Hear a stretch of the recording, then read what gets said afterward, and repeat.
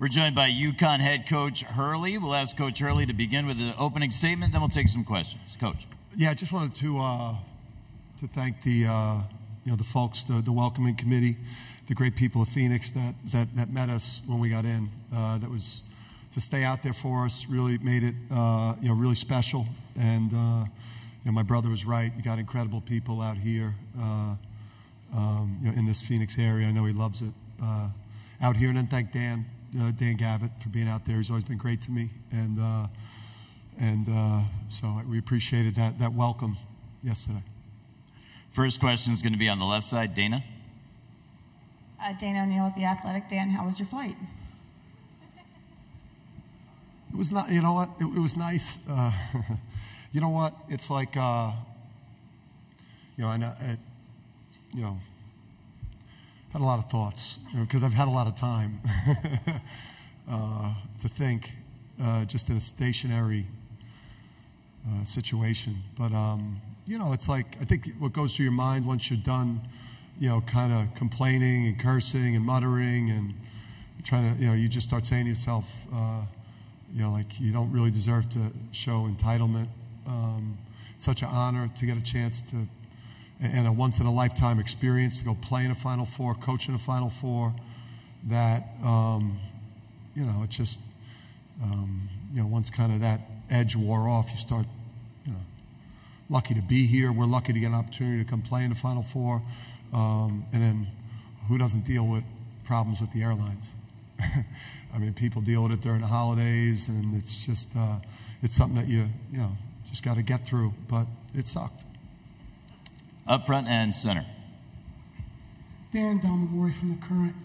I know you alluded to it, I think, during the week somewhere, but can you give us your take on what you've seen from the women's team, if you've been able to watch them the other night, and what they've been able to do with what they've been up against? Yeah, just to see it in the building, because you walk by the training room, and they got like a top 5 team in the country that's hurt. They're not playing, so I mean, it's why Gino's one of the best coaches of his generation, and obviously the Paige and their crew. It's special, and to do it with everything that they've dealt with the last 2 years, it's just it's incredible. I mean, it just speaks to the level of Gino and his staff and UConn women's basketball, and why they've been the premier program in the country. Coach, we'll go to the center of the room. Jeff. Dan, you look terrific for somebody that didn't get any sleep. Terrific. Yeah. Well, I got 2 on the plane, okay, and then I got another 2 at the hotel. Well, you look good. Caffeine. That's why God made caffeine. Everybody's talking about your team, and this one's a layup, right? You're going to beat Alabama, no problem. You've said you kind of make up some stuff to motivate your team. What have you made up so far to motivate your group so far? Yeah, I don't think at this point, with what Alabama's shown in terms of what they're capable of, to beat a #1 seed in North Carolina, and just with how good their offense is. I mean, it's it'll be the best offense that we've guarded, this year. As good as Illinois was, this is better, just because I think they're deeper, just more athletic, just more guards that can break you down. And then look at we've lost 3 games. I mean, we got crushed at Creighton, and at Seton Hall we got our butt kicked too. So if we're not on our identity, like we're vulnerable like everybody else. But again, if we play elite offense, elite defense, and beat you on the backboard, we're tough to beat. Left side, just to the right of the aisle. Hey Dan, Dave Borges, Hearst, Connecticut Media. In the past, you've said you've preferred not to, for instance, play against your brother at Arizona State or former team like URI or guys you know well. Does Nate fall into that purview? In a perfect world, you wouldn't have to go up against a good friend like that, or? Yeah, I mean, he definitely fits into the category. I would say would rather not play Bob or Nate. Or anyone that you're close to, maybe in the first round of the tournament, or maybe in an Elite 8 game. But this one, I think I'm excited to to compete against a friend in such a big spot. This is like the Final Four. I think kind of changes it a little bit for me because we've both done something incredible with the season, and then somebody that I really care about is going to play for a national championship, preferably me. But I also care about Nate too, to a much lesser degree. Same area of the room, Chris. Chris Budden with ESPN. When you look at the people that have won back-to-back, Billy Donovan said he reached out to Bill Belichick.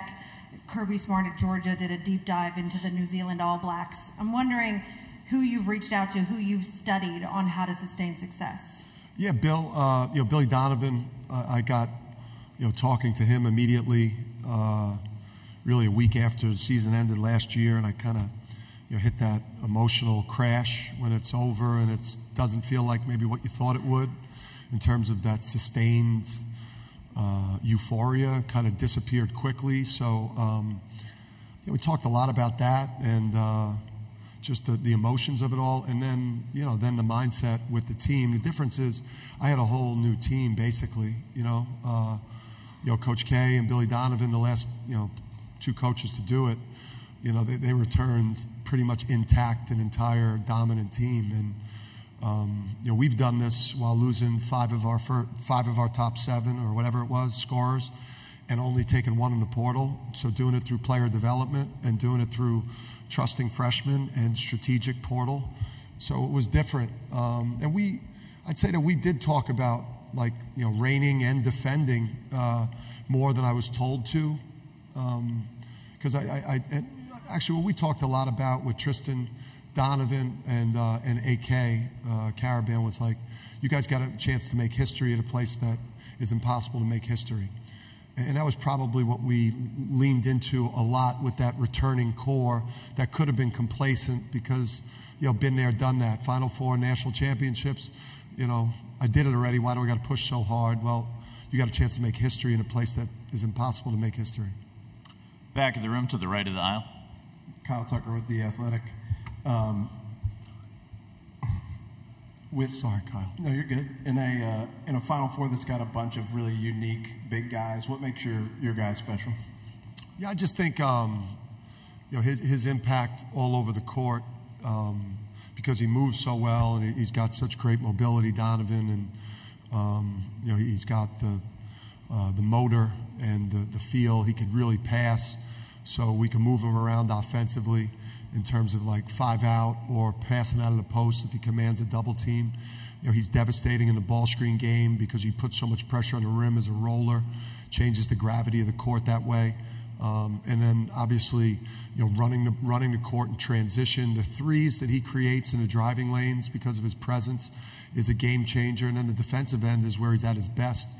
He could get up in ball screen defense and slow a guard's momentum down, but still deal with the roller, which is going to be critical tomorrow. So just when you're 7'2", 260 and move like that, that's why he, not bad for honorable mention all Big East.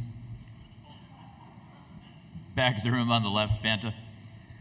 Dan, John Fanta, Fox Sports. You have talked at times about some of your the things that you do to distract yourself in key moments, such as yoga. You took up painting at one time, mental exercises that are therapeutic. When you were stationary for 7 hours, what did you do to pass the time last night? Yeah, I ruminated a lot. I spiraled, and then I had my head in my hands a lot. I know Andrea storied that pose yesterday. Because the toughest part, we got a chance to go home, which was nice. So we sent the guys back to campus, because then we were going to leave at 11:30. But then it was a real mindful exercise from 11:30 to 1:45 on the tarmac. It was therapeutic to watch the de-icing out the window. That was probably the best part of it, John. We'll go up front, Coach. Michelle Gardner, Arizona Public Coach. You last year beat people badly in the playoffs. This year you're beating people worse than you did last year.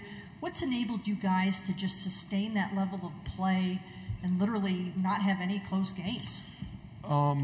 just to have a special group of players that have that combination of talent and humility and a willingness to not make it about themselves, a commitment to both ends of the court, doing what's in the best interest of the team, and then making the hustle and the effort plays on the backboard, that way, preparing the right way, just from a coaching staff standpoint, from a player standpoint, just getting the absolute perfect group of people around you. This tournament's the hardest thing to do. I mean, you could see it. The programs, with the most best resources, biggest brands have a hard time getting here because of the changes in the game recently. So we've made an incredibly hard tournament to advance in, look easy, and probably a lot easier than it really is.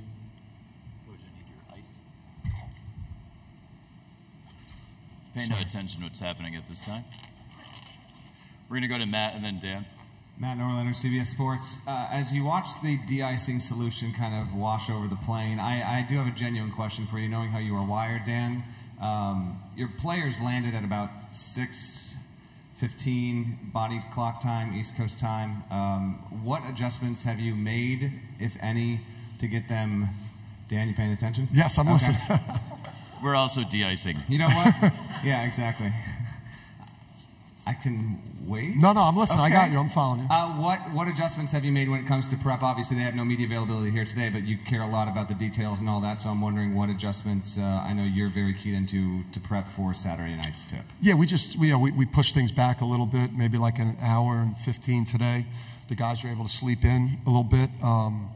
We did our same routine, though. We did our video at the hotel, and we knew we only had an hour and a half on the court, so it was important to take advantage of shooting and get a little bit of live play so we could just get adjusted to much bigger setting. And so I think we obviously took a little bit off the practice plan, and just make sure that we do a little bit less tonight, let these guys get their rest. Listen, these guys were getting in a van, driving 14 hours to the Peach Jam and playing 2 hours later, so there's no excuses. I mean, shit, I was driving a mini cheese bus to prep school games not too long ago, so we're in the Final Four here, man, with a chance to advance, to repeat as national champions and make history. We're way past that shit. Dan. Yeah, Dan Wolken, USA Today. Nate was in here earlier and basically said that getting to know the Hurleys and especially your dad sort of made him realize that if he never advanced beyond becoming a high school coach, that was okay. What was it about him that the Hurleys liked and that you guys sort of vibed with? Yeah, it's like he was running a college program in high school, just like my dad. If you went and watched St. Anthony, just the way the program functioned, from the pregame meal that my dad was literally cooking on his own, to game day shoot-arounds, to film sessions. Like, the quality of what my dad was doing at the high school level was the quality of what the top programs in college were doing, obviously based on the resources available, right? So that was the thing I noticed about Nate when we recruited EC, was like, this guy's wired different, number one. His different level of energy about him, just the way he shows up when you meet him, and then just the way he ran his program. I went and watched them before a state tournament game, have one of the most detailed video scouts that you'll see, and in the back they had spaghetti cooking on the stove. It was, you could see he was a high-level guy that just happened to be coaching in college. Second row center. We're going to use the front left mic, or the front right microphone. Excuse me. Second row. Ben Portnoy, Sports Business Journal. Dan, around the time that you got to UConn, there were some pretty well-documented financial issues for the athletic department as a whole. But when you look at the way things have changed over the time that you've been at UConn, whether that's as a basketball program or for the athletic department as a whole, what's that been like to see some of that growth and some of that change to kind of see where you guys are at now? Yeah, even going back to the 90s, I think when you'd pull up the campus and see how the university's changed into, just a world-class university with an incredible campus, and how Storrs, as a college town, has has really elevated. So I think when you get your program playing back to top of sport, and you find yourself on these big stages, there's obviously opportunity for the university to take advantage of these things, and what we did last year and what we've done this year and the attention that the men's and women get. The university's got to figure out every way to capitalize. Adam. Dan, Adam Zagoria, NJ.com. Glad you made it here safe. We got a Big East team in the Final Four here. We got a Big East team in the championship game of the NIT. What does that say about the Big East? And did the NCAA tournament screw up by not allowing Seton Hall in this tournament? I'm trying to move on, man. It's like you people are trying to. Oh man. Hey, listen. Shaheen, he's just an awesome coach, and the NIT has been a blast. I got a chance to watch a bunch of the games, but that Indiana-Cincinnati game, I watched that one night. That was an incredible game. Some of those NIT games have been awesome. Listen, you saw our Big East tournament games. You saw a game against St. John's. You saw what Seton Hall did to us in the regular season.